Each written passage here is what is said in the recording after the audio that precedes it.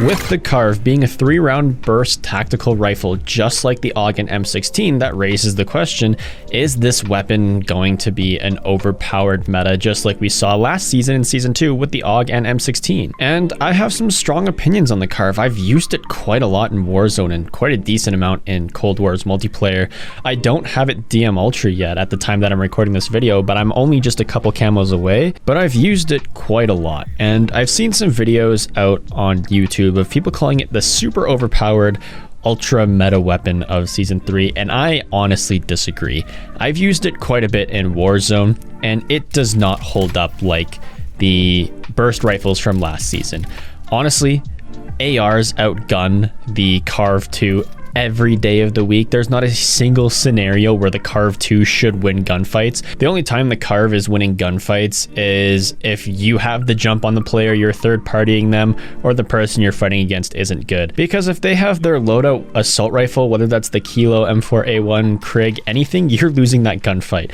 Even at long ranges, the CARV is not good. Now, after using it in multiplayer, which we'll get into in a little bit here, you would think that the CARV in Warzone is going to be super accurate and super hard hitting, but that is just not the case. And yes, in Warzone, I've seen tons of people put out statistic videos like the exclusive Ace where he was testing TTK and the recoil patterns, and JGod and all of those guys have made videos saying that this thing's super strong, but it's just, I don't think it's super viable anymore. There are very rare situations where the CARV is going to be extremely strong in the game, like if you're playing Plunder and you're landing Storage Town, or if the enemies don't have their kit yet and you're at medium range, you can hit some enemies extremely hard and get some easy kills that way. But I still don't think it's a super strong gun overall in Warzone. Is it good? Yes. Is it great? No, I don't think it will become meta. Let me know what you guys think in the comment section down below, because it could just be my personal experience. I've used it and me and my team have used it, and not one of us have been like, oh, this is going to be another like 2-burst AUG weapon in the game. But it's not. And if you don't have the right attachments, it's not very good. And even when you do have the right attachments, you're still going to sometimes even 3-4 burst enemies,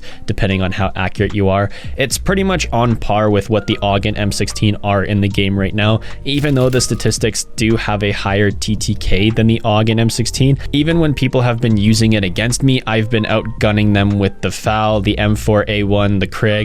Even in some close quarter situations where there's 20-30 meters in between me and them, I'm still beating them with the Bullfrog that's been recently nerfed, and the Cold War MP5, which just isn't very good to begin with.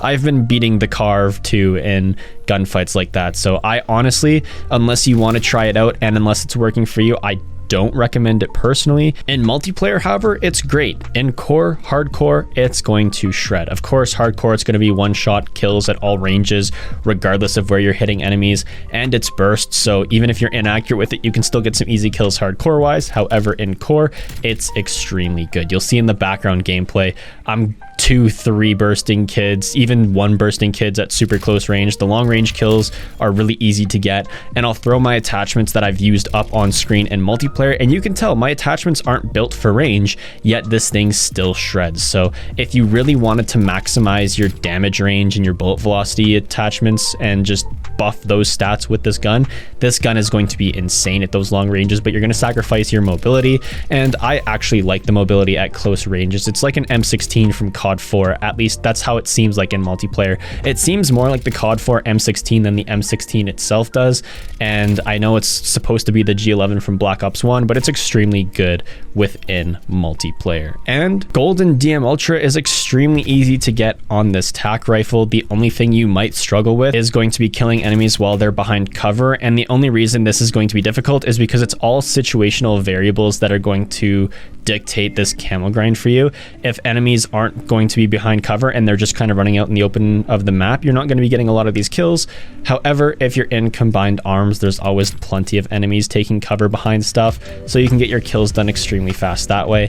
Headshots, kills, bloodthirsties, long shots, double kills, those are all going to be extremely easy with this gun. I I can't imagine anyone having trouble with the long shots or even the headshots. Eliminations will come as just standard kills because that's just how it works. And then of course you might have to work on long shots a little bit more within those bigger maps. And then if you're working on double kills, go to Nuketown 24/7, just because the frequency of players running through buildings and just running out in the open is so high, you'll get tons of double kills that way. And of course, if you're spawn trapping, you'll be slamming out the camos extremely fast too. This honestly is not taking long to get gold or DM Ultra. The best thing to do, in my opinion, is to go get your Dark Ether camo in zombies first. That way you have all of your level ups for your attachments and your camo challenges. You can just do it in zombies, level it up there. Once you have Dark Matter or the gold camo on it, you can just go into multiplayer. You'll have all the camo challenges unlocked and the best attachments at your disposal, so you can just focus on the grind and finish up the camo challenges. And even if you don't want to do zombies first, like I haven't done zombies at all for the CARV.2 yet, and I'm pretty much done most of the camo challenges that I've unlocked, and it's taken no time at all. I think I've grinded the camos for maybe an hour and a half, and I'm already 25 out of 35 camos for gold, and the rest are just finishing kills behind cover, double kills, and then I got like a couple headshots and long shots, and then I'm done and it's ready to go. And then I can start using all those DM Ultra camos in multiplayer. And of course, if you already have DM Ultra unlocked, you don't even need to worry about Warzone, but if you want it officially and if you want to put gold camo on it, you do have to get it gold. I also forgot to mention at the beginning of this video that the way to unlock the CARV is getting double kills or more in 10 separate matches with tactical rifles, either in Warzone, Plunder, or Cold Wars multiplayer. The fastest way to do it if you're doing this challenge is going to be going into the hardcore face-off playlist within the hardcore playlist of Cold War, and you'll be getting double kills extremely easily. And because it's face-off, the games last 5 minutes max, and if you're in a really fast lobby, the games can last up to 2 minutes, and then you'll get that completion out of 10 for your unlock of the CARV.2. I also recommend not leaving games because it does not count anymore on the Cold War side. You still can get double kills with tac rifles in Warzone and Plunder and leave game, and it will still count from there. However, on the Cold War side, it does not stick. So just make sure you're playing those face-off games from start to finish. It's way faster than Nuketown 24/7 and TDM or free-for-all. Really, you can unlock the CARV within 30 to 45 minutes if you're just using face-off. And in zombies, 250 zombie long shots can be difficult because zombie long shots are difficult to get solo. I tried it out originally. I got like 18 out of 250 long shots with the M16, and it just wasn't working for me, especially in solos because the zombies are going to spawn so close to you. The only time that zombies would be viable to unlock this gun is if you are playing with friends and they have the whole train and you just run as far away from them as possible and then just kill all of them while they're behind that train. Other than that, you can also buy it in the shop, which was what I did. I didn't actually unlock it legitly. I just bought it in the shop, and then as I grinded camo challenges, I unlocked it that way just by playing multiplayer, which is able only in Cold War. You can't do that in Warzone because you won't be able to unlock camo challenges and level up the gun that way. The only way that works is in Cold War. That's one perk of playing Cold War over the Warzone version with the CARV.2. Anyway, that's going to be the video for today. I honestly don't think the CARV.2 is going to be overpowered. It's already most likely getting a nerf, and it's not even that good to begin with, which is what I've heard from a couple YouTubers, and it's honestly not that good from personal experience. Is it fun to try out? Yeah, it's fun to try out for a couple games, maybe give you a different experience, especially if you're using the same gun over and over again. But I wouldn't worry. We're not going to see any super strong overpowered metas like we saw in Season 2, at least so far within the game.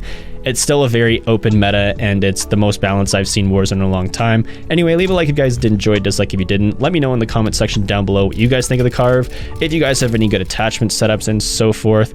And anyway, yeah, subscribe for more videos in the future, and if there is one, I'll see you in the next one.